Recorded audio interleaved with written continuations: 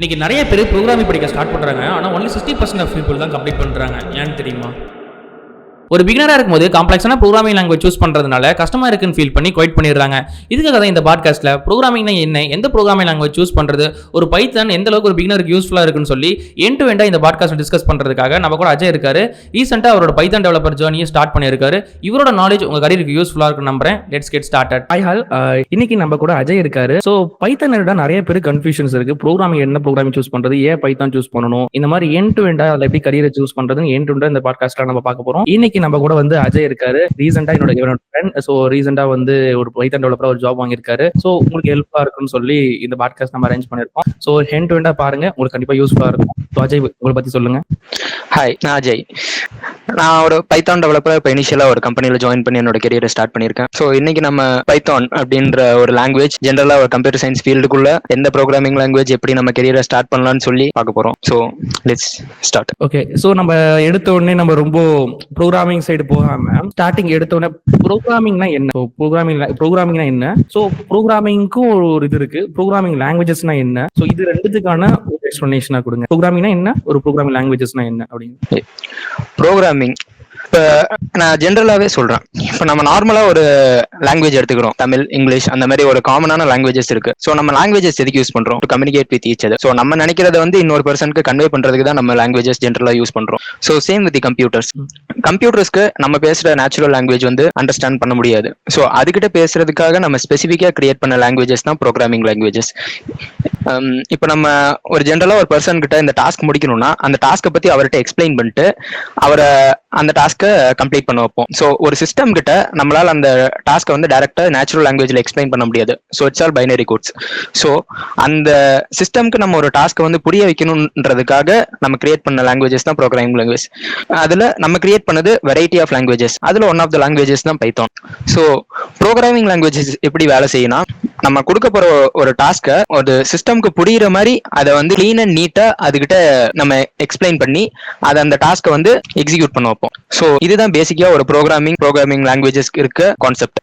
So okay, programming அப்படின்னா நான் எனக்கு புரிஞ்சதுல நான் சொல்றேன். ப்ரோக்ராமிங் அப்படின்னா இட்ஸ் லைக் நம்ம ரெண்டு பேருக்கும் பேசுறது புரியுது அப்படின்னா தமிழ்ங்க ஒரு லாங்குவேஜ் நடுவில் வருது. அதே மாதிரி ஒரு மீடியமா இருக்கு. இதே மாதிரி தமிழ் மாதிரி இங்கிலீஷ், ஹிந்தி, இந்த மாதிரி நிறைய லாங்குவேஜஸ் இருக்கு. ஸோ ப்ரோக்ராமிங்கிறது ஒரு கோர், ஸோ பேசுறதுங்கிறது ஒரு கோர், ஸோ லாங்குவேஜஸ்ங்கிறது மொழி. அது மாதிரி தமிழ், இங்கிலீஷ், இந்த மாதிரி மொழி நம்ம எந்த லாங்குவேஜஸ் நிறைய இருக்கு. ஸோ அதுல ஒன் ஆஃப் த லாங்குவேஜ் தான் பைத்தான். ஸோ இது இன்னும் ஈஸியா நம்ம என்ன அண்டர்ஸ்டாண்ட் பண்ணிக்கலாம், நம்ம வியூவர்ஸ்க்கு இன்னும் ஈஸியா புரியணும் அப்படின்னா இன்னும் நான் ஒரு எக்ஸாம்பிள் சொல்றேன். ஒரு பைக் ஓட்டுறதுங்கிறது ஒரு ஸ்கில். ஸோ பைக்ல நிறைய கம்பெனிஸ் இருக்கு. ஸோ அது மாதிரி தான். ஸோ அந்த கோர் பைக் ஓட்டுறதுங்கிறது தான். அதே மாதிரி கம்யூனிகேஷன், இந்த ரெண்டுத்தையும் மேட்ச் பண்ணிக்கோங்க. கம்யூனிகேஷன் இதெல்லாம் இது பண்ணிட்டீங்கன்னு வச்சுக்கோங்களேன், உங்களுக்கு ப்ரோக்ராமிங் எதுக்கு, ப்ரோக்ராமிங் லாங்குவேஜ் என்ன அப்படிங்கிற. ப்ரோக்ராமிங்கிறது ஒரு கோர். நம்ம ரெண்டு பேர் மொழி இருக்குல்ல, இப்போ நான் பேசுறது உங்களுக்கு புரியுது அப்படின்னா தமிழ்ல பேசுறேன், அதனால உங்களுக்கு புரியுது. இது கோர். இதுல வந்து தமிழ் மொழியமா யூஸ் பண்றதுனால லாங்குவேஜ், அவ்வளவுதான். ப்ரோக்ராமிங் அப்படின்னா கோர், அதோட கோரோட லாங்குவேஜஸ் யூஸ் பண்ணி கம்யூனிகேட் பண்றோம் அப்படிங்கிறது இந்த இதுல நான் அண்டர்ஸ்டாண்ட் பண்ணிக்கிறேன். ஓகே, நம்ம வியூஸ் புரிஞ்சுப்போம். சோ நெக்ஸ்ட், மோஸ்டா எல்லா பிகினருக்குமே வர ஒரு क्वेश्चन தான். இப்போ ஈவன் நான் படிக்கும் போதுமே எனக்கு வந்து क्वेश्चन, எக்கச்சக்கமான ப்ரோக்ராமிங் இருக்கு, ஜாவா, C++, C அப்படி. நான் இது வரைக்கும் யூடியூப் சேனல்ல மட்டும் ஃபர்ஸ்ட் எடுத்தோன்னே ஸ்டார்ட் பண்ணும்போது ஈவன் எல்லாருக்கும் இருக்கிற ஒரு இதுதான், எந்த ப்ரோக்ராமிங் லாங்குவேஜ் படிக்கிறதுன்னு தெரியாம அப்படியே இருக்கும். ஸோ அதே क्वेश्चन தான் இங்கேயும் கேட்கறேன். எந்த ப்ரோக்ராமிங் லாங்குவேஜ் சூஸ் பண்றது? ஃபர்ஸ்ட் எடுத்தோடனே ஒரு பிகினரா நான் என்ன ப்ரோக்ராமிங் லாங்குவேஜ் சூஸ் பண்ணலாம், பிளைண்டா இருக்கேன் அப்படின்னா? ஸோ இது எல்லா பிகினருக்கும் ஆக்சுவலா ஒரு கொஸ்டின் தான். ஆக்சுவலா நானும் பிகினரா இருக்கும்போது எனக்கும் வந்து ஒரு கொஸ்டின், எந்த ப்ரோக்ராமிங் லாங்குவேஜஸ் சூஸ் பண்றது தான். ஸோ நான் ஸ்டார்டிங்ல சூஸ் பண்ணும்போது ஸ்பெசிஃபிக்கா எந்த ப்ரோக்ராமிங் லாங்குவேஜஸ் அப்படின்னு சொல்லி அதுக்கு பின்னாடி ரீசன் செலக்ட் பண்ணி நான் அந்த மாதிரி சூஸ் பண்ணல. ஸோ டு பி ஃப்ராங்க், நான் அதை பைத்தான்ற ப்ரோக்ராமிங் லாங்குவேஜை நான் ரேண்டமா தான் சூஸ் பண்ணேன். பட் நீங்க அப்படி பண்ணணும்னு அவசியம் இல்லை. ஸோ உங்களோட நாலேஜ் இன் ப்ரோக்ராமிங் லாங்குவேஜ் வந்து கம்ப்ளீட் பிகினரா இருந்துச்சுன்னா நான் சஜஸ்ட் பண்றது பைத்தான் தான். ஸோ மற்றபடி உங்களுக்கு கொஞ்சம் நாலேஜ் இருக்கு, என்னால ஈஸியா இதெல்லாம் அண்டர்ஸ்டாண்ட் பண்ணிக்க முடியும், என்னால ஈஸியா நிறைய கான்செப்ட்ஸ் அண்டர்ஸ்டாண்டிங் பண்ண முடியும்னா பைத்தானோட கொஞ்சம் அட்வான்ஸ்டான லாங்குவேஜஸ் லைக் ஜாவா, C++, அந்த மாதிரி லாங்குவேஜஸ் நீங்க ட்ரை பண்ணலாம். பட் நீங்க அப்சல்யூட் பிகினரா இருக்கும்போது எனக்கு ப்ரோக்ராமிங்லே எனக்கு கம்ப்ளீட்டா இன்ட்ரெஸ்ட் இல்லாம, ஸோ என்னோட கெரியருக்காக நான் இந்த மாதிரி வரேன், பட் இல்ல எனக்கு ப்ரோக்ராமிங் லாங்குவேஜஸ்ல நான் இன்னும் பெருசா பண்ணணும் அப்படின்ற மாதிரி ஐடியா பண்ணிருக்கீங்கன்னா உங்களுக்கு பைத்தான் வந்து இனிஷியலா உங்களுக்கு ஒரு நல்ல ஆப்ஷனா இருக்கும்.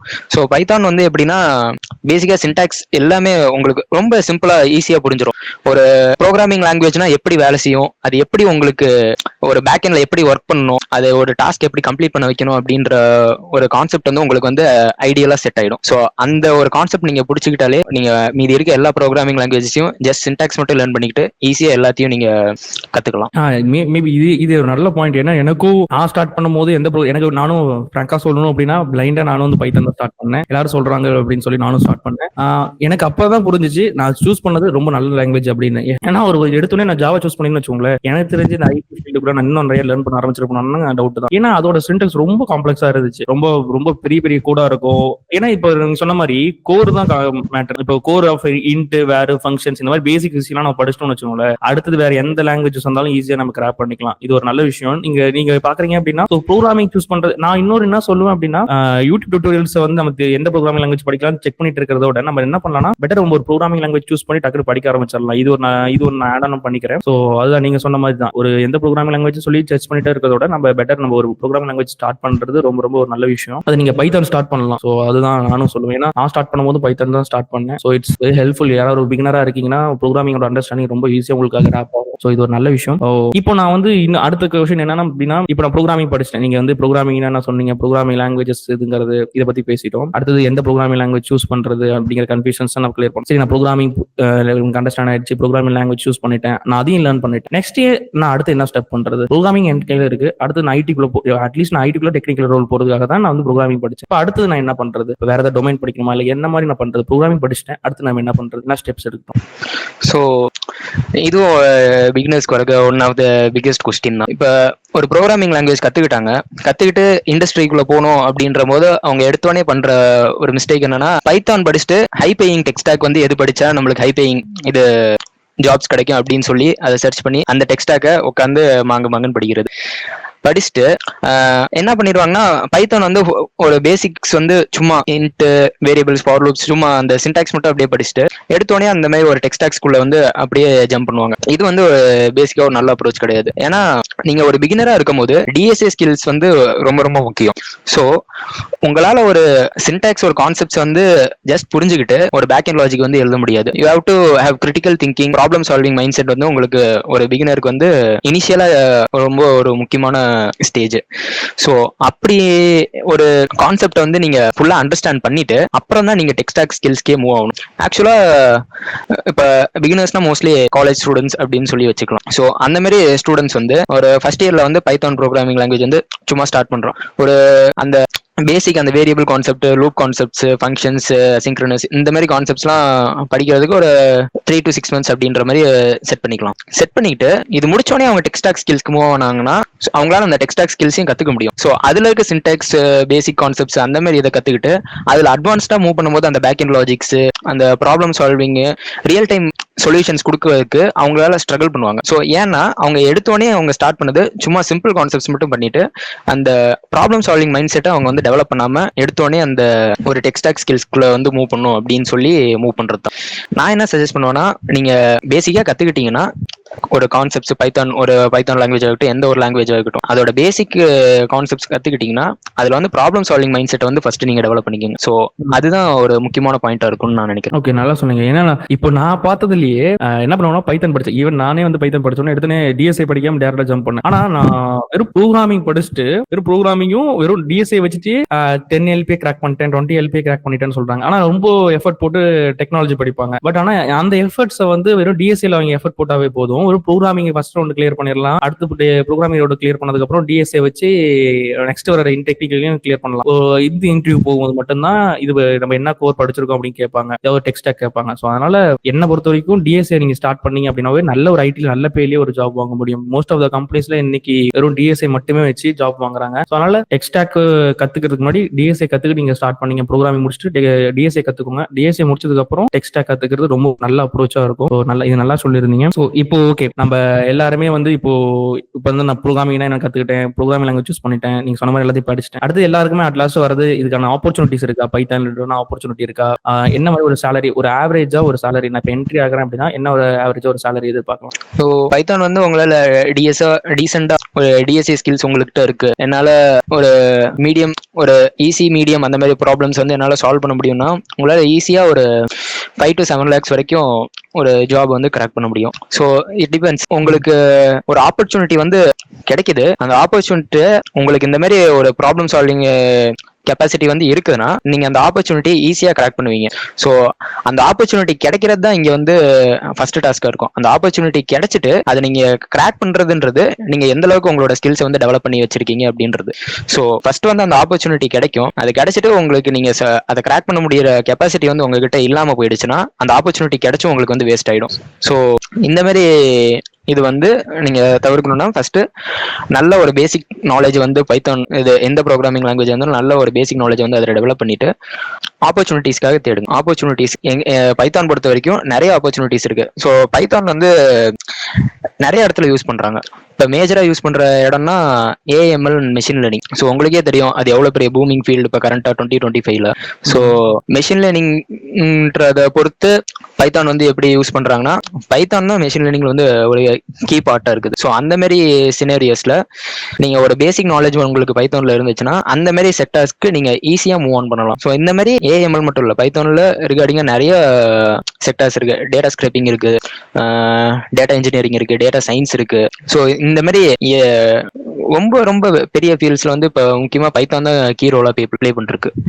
ஸோ அப்படின்ற பட்சத்துல பைத்தானோட ஆப்பர்ச்சுனிட்டிஸ்க்கு வந்து எப்பயுமே இது ஓகே, எனக்கு புரியுதுங்க. இப்போ அதாவது பைத்தானுக்கு வந்து நிறைய ஆப்பர்ச்சுனிட்டிஸ் இருக்கு. அதாவது பூமிங் டீம் எல்லாம் யூஸ் பண்றாங்க. ஸோ அதனால நிறைய ஆப்பர்ச்சுனிட்டி இருக்குன்னு நீங்க சொல்றீங்க. ஸோ சேலரி வைஸும் நல்லாவே கிடைக்கும் அப்படின்னு சொல்றீங்க. எனக்கு தெரிஞ்சு டிஎஸ்ஏவும் பைத்தான் இருந்துச்சு இல்ல வாரப்பட்ட ஒரு லாங்குவேஜ் யூஸ் பண்ணி அவங்க இதற்கான நல்ல ஆப்பர்ச்சுனிட்டிஸ் இங்க நிறைய இருக்கு. ஜோகோலாம் நிறைய பேர் வந்து என்ன கேட்கறாங்கன்னா டிஎஸ்ஏ நல்லா ஸ்கால் பண்ண முடியுதா அப்படிங்கிறத பாக்குறாங்க. ஸோ அதனால இதுக்கு நிறைய ஆப்பர்ச்சுனிட்டிஸ் இருக்குன்னு சொல்லியிருந்தீங்க. ஓகே, நம்ம இது வரைக்கும் ப்ரோக்ராமிங்னா என்ன, ப்ரோக்ராமிங் லாங்குவேஜ்னா என்ன, அதுல பைத்தான் எந்த அளவுக்கு ஒரு பிகினரா ரோல் பண்ணும், ஏன்னா பைத்தான் பிகினருக்கு ரொம்ப ஈஸியா படிக்கிறதுக்கு இருக்கும், அந்த மாதிரி பேசியிருந்தோம். அடுத்து வந்து இந்த ப்ரோக்ராமிங் படிச்சுட்டு எந்த ப்ரோக்ராமிங் சூஸ் பண்றது அப்படின்னு படிச்சோம். ஸோ அதுக்கப்புறம் முடிச்சதுக்கு அப்புறம் என்ன ஸ்டெப்ஸ் நம்ம போறது ப்ரோக்ராமிங் முடிச்சுட்டு அப்படிங்கிறதையும் பார்த்தோம். அடுத்து ஜாப் எப்படி வாங்குறது, இதோட டிமாண்ட் எப்படி இருக்கு அப்படிங்கிறதையும் இருக்கும். ஸோ உங்களுக்கு இந்த கரியருக்குள்ள வர்றதுக்கு என்ன டிஃபிகல்ட்டா இருந்துச்சு, அது வந்து மேக்ஸிமம் நீங்க இதை தவிர்த்தீங்கன்னா அந்த டிஃபிகல்ட்டி உங்களுக்கு இது யூஸ்ஃபுல்லா இருக்கும் அப்படிங்கிறத நீங்க என்ன ஷேர் பண்ணுங்க. ஸோ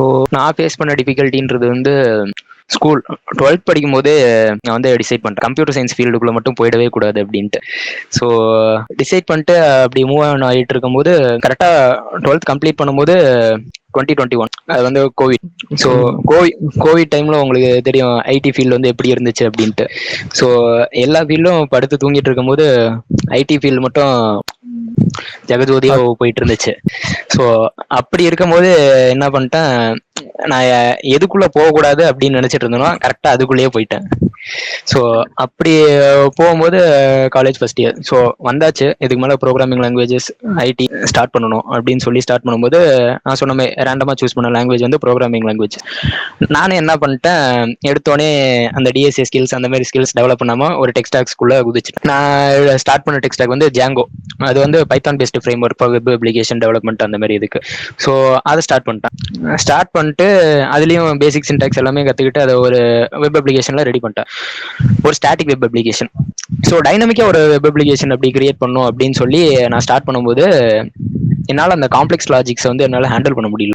ஸோ பேக்எண்ட்ல அந்த என் பாயிண்ட்ஸ் வந்து ரவுட் பண்ணுறதா இருக்கட்டும், டேட்டா ஹேண்டில் பண்ணுறது, அந்த மாதிரி சுச்சுவேஷன்ஸ்ல உங்களால ஒரு சிம்பிள் லாஜிக்கை வந்து நீங்க ரொம்ப காம்ப்ளெக்ஸா போட்டு அந்த அப்ளிகேஷனே ரொம்ப ஸ்லோ ஆக்குற மாதிரிலாம் ரொம்ப அடி வாங்கி எரர்ஸ் அந்த மாதிரி பட்டு அப்புறம் தான் அந்த டெக்ஸ்டாக்குள்ள இருந்து திரும்ப வெளியே வந்து பேசிக்கா பைத்தானை வந்து ஸ்டார்ட் பண்ணிட்டு அப்புறம் ஹேக்கர் ரேங்க், லீட் கோட் அந்த மாதிரி பிளாட்ஃபார்ம்ஸ்ல சால்வ் பண்ணி ஒரு சின்ன சின்ன ப்ராஜெக்ட்ஸ் வந்து கிரியேட் பண்ணி சின்ன சின்ன ப்ராப்ளம்ஸ் வந்து கிரியேட் பண்ணி சால்வ் பண்ணி சின்ன சின்ன ப்ராப்ளம் சால்வ் பண்ணி அப்படி என்னோட ப்ராப்ளம் சால்விங்க ஃபர்பிஷ் பண்ணிட்டு அப்புறம் தான் என்னால் ஒரு இன்டர்வியூ வந்து ஒரு ஆப்பர்ச்சுனிட்டி எனக்கு கிடைச்சிச்சு. அப்புறம் தான் என்னால் ஒரு இன்டர்வியூ வந்து கிளியர் பண்ணி போக முடிஞ்சிச்சு. ஸோ நான் பண்ண மிஸ்டேக் வந்து, அதாவது எனக்கு நடந்த நான் இனிஷியலா ஸ்ட்ரகிள் பண்ணது வந்து இந்த மாதிரி ஒரு டெக்ஸ்டாக்குள்ள வந்து இனிஷியலா போனது தான்.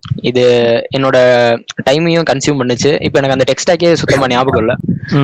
அந்த டெக்ஸ்டாக் நான் படிச்சுட்டு அதை திரும்ப என்னால் அதை நான் எங்கேயும் யூஸ் பண்ணல. ஏன்னா நான் திரும்ப அதை ஹோல்டு பண்ணிட்டு நான் டிஎஸ்ஏ ஸ்கில்ஸ் டெவலப் பண்றதுக்காக இந்த இதுக்குள்ள வந்துட்டேன். அப்கோர்ஸ் எனக்கு அந்த சின்டாக்ஸ்லாம் ஞாபகம் இருக்கு, பட் யூனோ எனக்கு அந்த அட்வான்ஸ்டு கான்செப்ட்ஸ் வந்து என்னால் அதில் மூவ் ஆன் பண்ண முடியல. அதை ஹோல்டு போட்டு திரும்ப அதை கண்டினியூ பண்றது போது அதுல ஒரு டைம் கேப் கிரியேட் ஆயிடுச்சு. ஸோ அந்த டெக் ஸ்டாக்ஸ் நான் படிச்சது வந்து ஒரு பேசிக்காவே இருந்துருது.